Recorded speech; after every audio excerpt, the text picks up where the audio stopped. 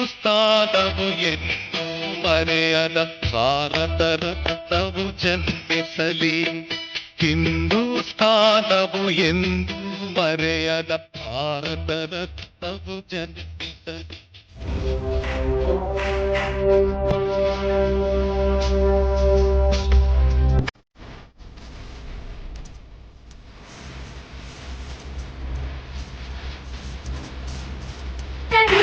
ಬಾರಿಸಿದ ಕವಿಗಳೇ ನಿಮಗಿದ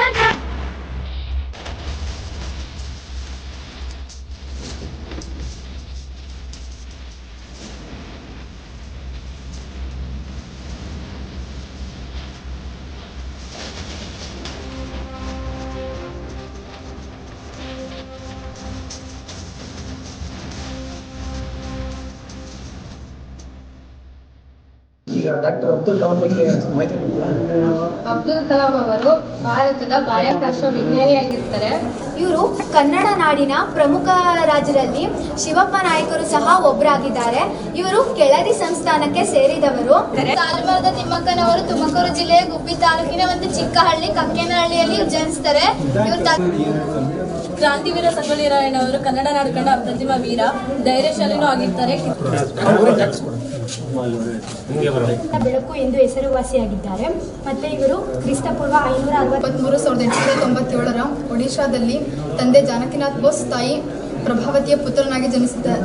ಚಂದ್ರಶೇಖರ ವೆಂಕಟರಮಣ ಇವರು 1888 ನವೆಂಬರ್ 7ರಂದು ಜನಿಸಿದರು. Mother Teresa ಅವರು 1910 ಆಗಸ್ಟ್ 26ರಂದು ಜನಿಸಿದರು. ಸರ್ವಪಲ್ಲಿ ರಾಧಾಕೃಷ್ಣ ಅವರು ಸೆಪ್ಟೆಂಬರ್ 5, 1888ರಲ್ಲಿ ಆಂಧ್ರ ಪ್ರದೇಶ ಮತ್ತು ತಮಿಳುನಾಡಿನ ಗಡಿಯಲ್ಲಿರುವ ತಿರುಪತಿ ಬಗ್ಗೆ ಏನು ಹೇಳ್ತೀವಿ ಹೇಳಪ್ಪ. ನಮ್ಮ ದೇಶಕ್ಕೆ ಸ್ವತಂತ್ರ ಕೊಟ್ಟ ಗಾಂಧೀಜಿ ಅವರಿಗೆ ನಾವು ಎಲ್ಲ ಪ್ರೀತಿಯಿಂದ ಬಾಪೂಜಿ ಎಂದು ಕರೆಯುತ್ತೇವೆ. ಗಾಂಧೀಜಿ ಅವರು 1869 ರೈತರ ಬಗ್ಗೆ ಏನಾದ್ರು ಗೊತ್ತಾಯ್ತು?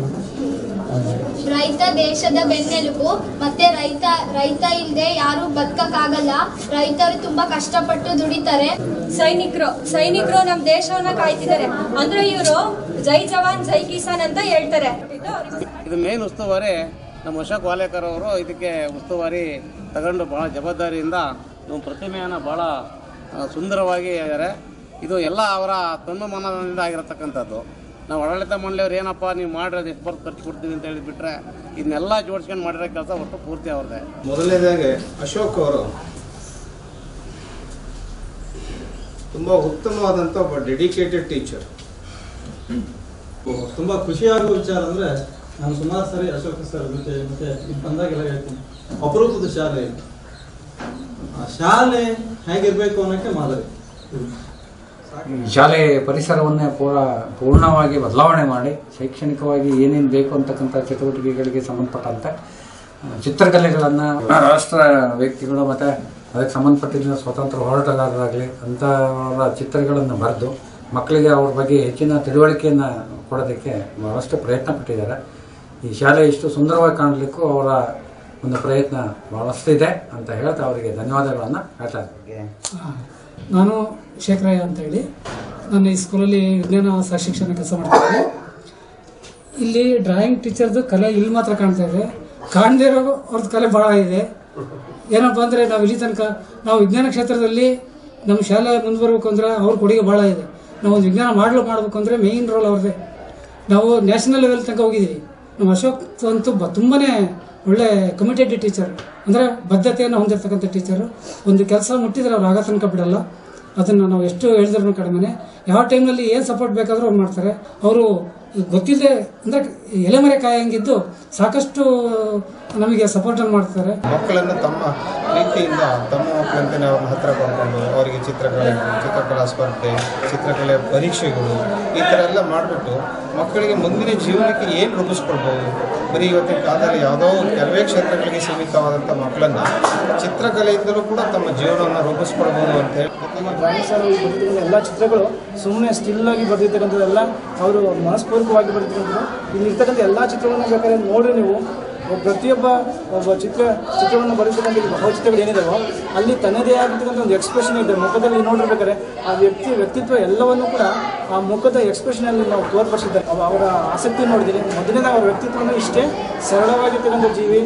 ಅವ್ರ ಕಡೆ ಇವ್ರ ಕಡೆ ಟೀಕೆ ಟಿಪ್ಪಣಿಗಳಿಗೆ ವ್ಯಕ್ತಿತ್ವಗಳಿಗೆ ಕಿವಿಯನ್ನು ಕೊಡದೇ ಇರ್ತಕ್ಕಂಥ ವ್ಯಕ್ತಿ. ನಮ್ಮ ಶಾಲೆಯಲ್ಲಿರ್ತಕ್ಕಂಥ ಪ್ರತಿಯೊಂದು ಚಿತ್ರಗಳನ್ನು ನೋಡಿದಾಗ ನಮ್ಮ ಮಕ್ಕಳಿಗೆ ಈ ಯಾರು ಈಗ ಉದಾಹರಣೆಗೆ ಸುಭಾಷ್ ಚಂದ್ರ ಬೋಸ್ ಆಗಿರ್ಬೋದು, ಅಂಬೇಡ್ಕರ್ ಆಗಿರ್ಬೋದು, ಹಲವು ಈ ಥರ ಹುತಾತ್ಮರ ಚಿತ್ರಗಳನ್ನೆಲ್ಲ ಬರೆದಿದ್ದಾರೆ. ಮಕ್ಕಳಿಗೆ ದಿನಾಲು ನೋಡೋದ್ರಿಂದ ಇದ್ರ ಬಗ್ಗೆ ಅವರಿಗೆ ನೆನಪಿನ ಶಕ್ತಿನೂ ಸಹ ಹೆಚ್ಚಬಹುದು. ಆ ಚಿತ್ರವನ್ನು ನೋಡಿದಾಗ ಅವ್ರ ಬಗ್ಗೆ ಓದಬೇಕು ತಿಳಿಬೇಕು ಅಂತಕ್ಕಂಥ ಭಾವನೆಯೂ ಬರುತ್ತೆ. ಒಟ್ಟಾರೆ ಹೇಳೋದಾದರೆ ಮಕ್ಕಳಿಗೆ ಉತ್ತಮವಾದಂಥ ಒಂದು ಕಲೆ ಅಂತ ನಾನು ಹೇಳ್ಬೋದು. ವಿಶೇಷವಾಗಿ ಹೇಳಬೇಕಂದ್ರೆ ಅವರು ಭಾಳ ಶ್ರಮಜೀವಿ ಅಂತ ಹೇಳ್ಬೋದು. ಆ್ಯಕ್ಚುಲಿ ತುಂಬ ಶ್ರಮ ಪಡ್ತಾರೆ. ಅವರ ಎಫರ್ಟಿಗೆ ಯಶಸ್ಸು ದೊರೀಲಿ ಅಂತ ನಮ್ಮ ಬಯಕೆ.